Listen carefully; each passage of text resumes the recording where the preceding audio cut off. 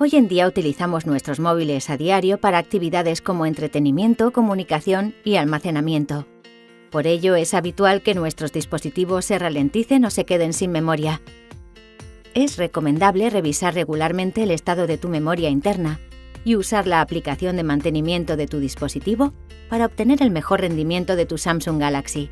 Si la memoria interna de tu dispositivo no es suficiente, uno de los métodos para liberar espacio es subiendo tus imágenes a la nube y borrándolas de la galería del dispositivo. Ten en cuenta que necesitarás disponer de una cuenta de Samsung Cloud.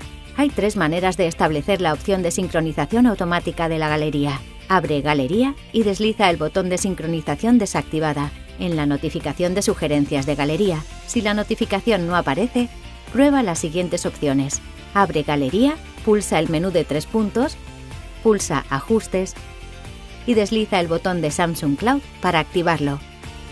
Abre Ajustes, pulsa Nube y Cuentas, selecciona Samsung Cloud y desliza el botón de sincronización desactivada en el módulo de galería.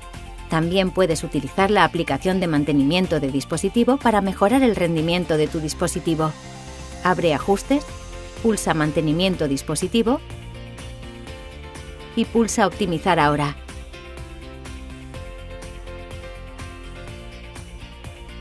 Finalmente, no te olvides de borrar aplicaciones que no utilices y puedan estar afectando al funcionamiento del dispositivo. Para hacerlo, abre Ajustes, pulsa Mantenimiento dispositivo, pulsa Almacenamiento, pulsa Aplicaciones, selecciona de la lista todas las apps que no utilices y pulsa Desinstalar. Puedes hacer esto mismo a través de la aplicación de Samsung Members, pulsando Desinstalar apps no usadas. Esperamos que hayas disfrutado con este vídeo sobre el uso de tu Samsung Galaxy S9, S9 Plus. Echa un vistazo a más vídeos o visita la Samsung Community para aprender más acerca de tus productos Samsung.